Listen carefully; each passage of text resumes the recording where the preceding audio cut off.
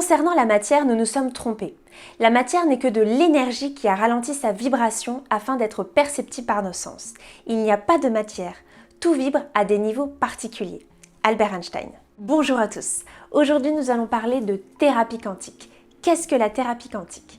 La thérapie quantique est une nouvelle méthode de soins basée sur les connaissances de la physique quantique. La thérapie quantique trouve son origine dans les fameux champs énergétiques.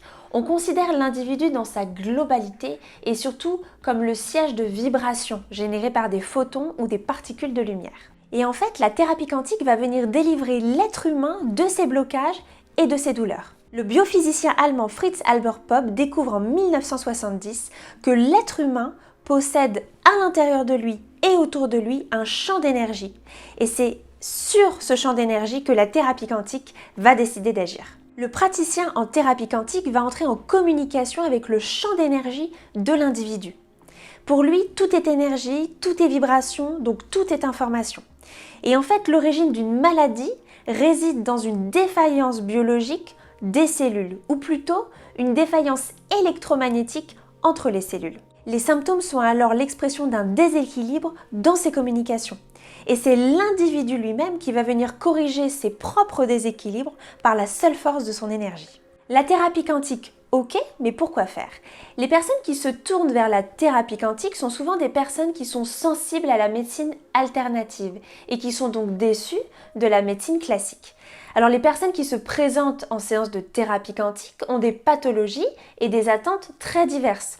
Par exemple, vivre un deuil ou des schémas de vie à répétition, la perte d'un emploi, le désir d'un enfant, des problèmes dans le couple, des douleurs, des pathologies récurrentes. Alors concrètement, comment se déroule une séance de thérapie quantique?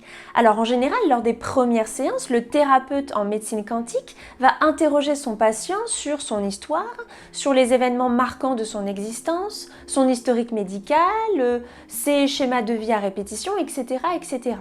Et en fait, le thérapeute va entrer dans un état vibratoire particulier pour pénétrer le champ d'énergie du patient.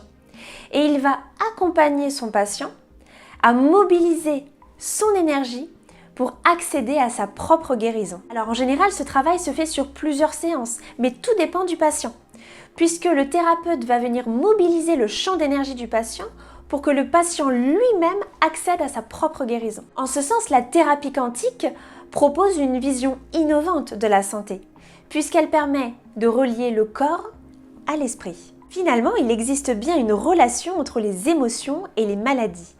Tout ce qui ne s'exprime pas s'imprime. La maladie, ou le mal à dit, c'est tout simplement votre esprit qui essaie de vous dire quelque chose à travers votre corps.